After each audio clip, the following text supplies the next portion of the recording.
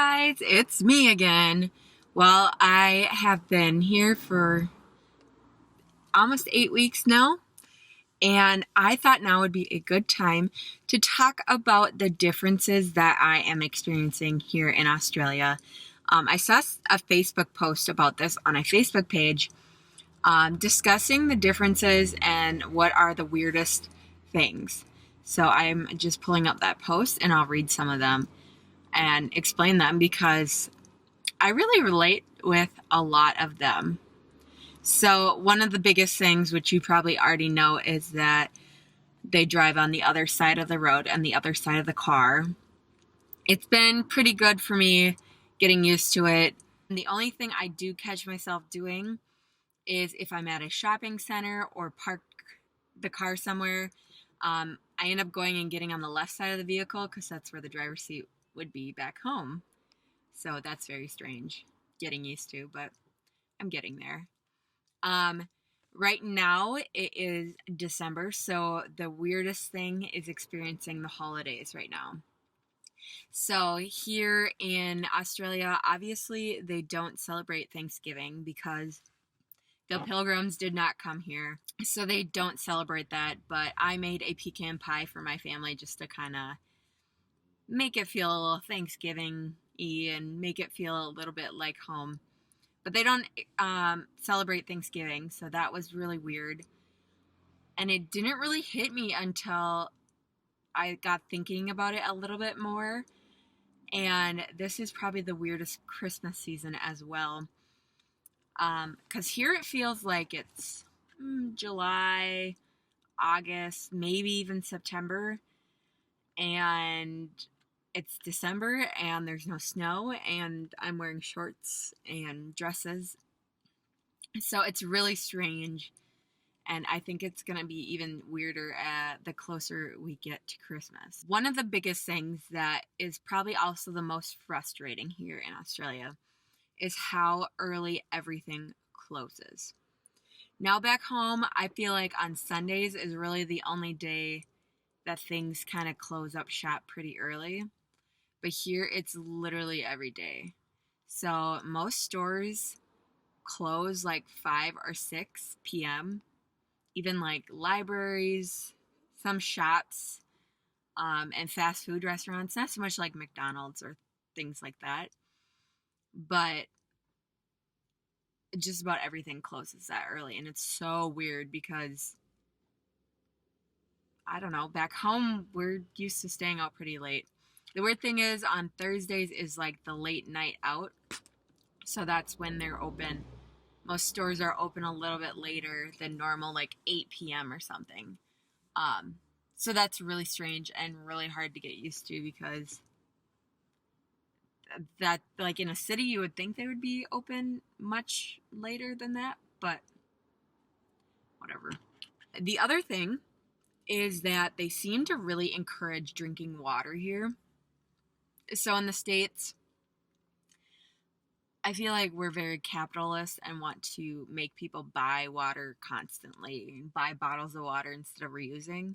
Whereas here, there's water bottle filling stations everywhere. Like there's literally one in the park right next to me. The ferries have them. There'll be just ones on in a park or on a walk, and they're there to refill your water bottle. And it's awesome because most places would use that as an excuse back home to go buy another water bottle, but they're kind of saving the environment and thinking cautiously about what we are doing to the planet, which is very, very important. So, one of the other funny differences that I still find it confusing but hilarious at the same time is so obviously here in Australia, they drive the cars on the left side of the road, or in the States and some other places, they drive on the right side of the road. Well, it gets really confusing when you're walking on the sidewalk. Growing up, we were always taught to walk on the right side of the hallway or the right side of the sidewalk, which is very different here because that's not the case. Um, it's funny because Sydney is very multicultural, So you have people from the States and from other places that walk on the right side of the road, and then you have people that walk on the left side. So it's really confusing, and honestly, you end up just kind of weaving around because nobody actually really knows what side to stay on. So I had mentioned how early the shops close. But the other funny thing is like shopping. It seems like everything I would need, I would go to Walmart like on a weekly basis to get. Just because, you know, they have food, they have medicine, they have literally everything you could possibly need. Washer fluid, anything. Here it's very different. I mean, there are stores that do have the majority of the things that you need. Um, but the selection's always kind of slim. So, like they have Target here, believe it or not. It's definitely not the same Target as back home. As well as they have Kmart here, but again, very similar. Does not have everything you would need. They wouldn't have like a food section at the Target here. Like our back home has a lot of food and a lot of electronics and home goods and everything. Whereas if you were to take our stores back home and cut them in half, that would be about what they have here. So really not that much in those options. The other shopping difference is Amazon. So those of my family members that know me know how much I love Amazon and how much I hate actually going to the store. So I usually order it off of Amazon because I have Prime and can get it in 2 days, some days even less because of it. So that's not the case here, which is kind of upsetting and kind of hard to get used to. Amazon does work here. Most of the stuff here has to ship to Australia because like most of the warehouses are in the United States. So not a huge fan of Amazon Australia. It's not the same. You definitely can't buy everything here on that like you can back home. So I do miss that a little bit. Another really cool thing that I've learned is mainly observed. A lot of the times people here only eat fruits and vegetables that are in season, which is so different. I mean, I think we try and do that in the United States, but we're not so good at it. But a lot of the times they do a lot of fresh veggies and fresh fruit and have a huge selection to choose from. Probably is because it's nice here year round and can have those foods. But I've tried so many different fruits because they're in season right now and I'm able to try them because back home they wouldn't be as fresh.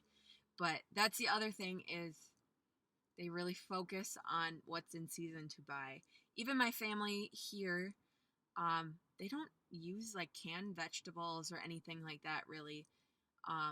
If they want corn, they take a corn cob and then steam it and then cut the corn off of the cob, which is very different to me because back home we would either open up a package of the frozen stuff we got from the garden or open up the can of corn we got at the grocery store and warm it up. So that's very different. I would say they eat a lot less processed food here. Now, don't get me wrong, there's still quite a bit of processed food here. But it's different because people are really trying to make more things from scratch and in a sense trying to be a little bit more aware, and we could probably use that in the States a little bit. One of the other major differences that you probably hear a lot about is how they don't have any guns here in Australia.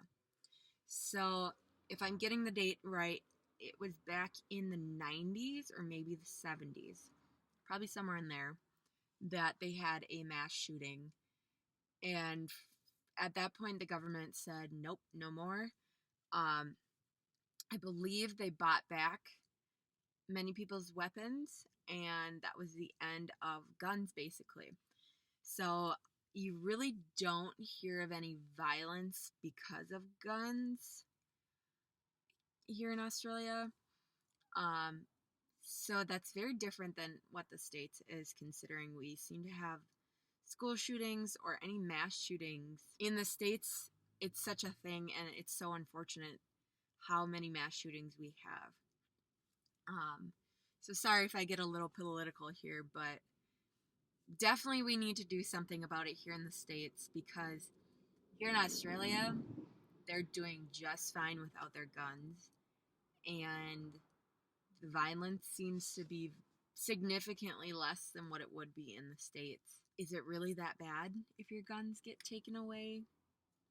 I mean, here in Australia, out in like the outback where the farmers and such are, if I remember correctly, they are allowed like a shotgun because they do have kangaroo season, and they do kind of have like a farmer harvest tag because of it. Kangaroos can really ruin their crops, so they are kind of allotted that. That's really the only guns that I've ever heard of. So sometimes I'll be talking about hunting, and my family here kind of gets taken aback just because they're not used to it. Just growing up in the city, they don't talk about guns and such because they've never seen a gun, really, because they don't have them. Um, so that's definitely something we should learn from in the States, because clearly we have a problem with the multitude of mass shootings. Everyone says it's not going to work, but it works here in Australia just fine. So might be something to contemplate in the future. So that's kind of some of the major differences I've noticed here.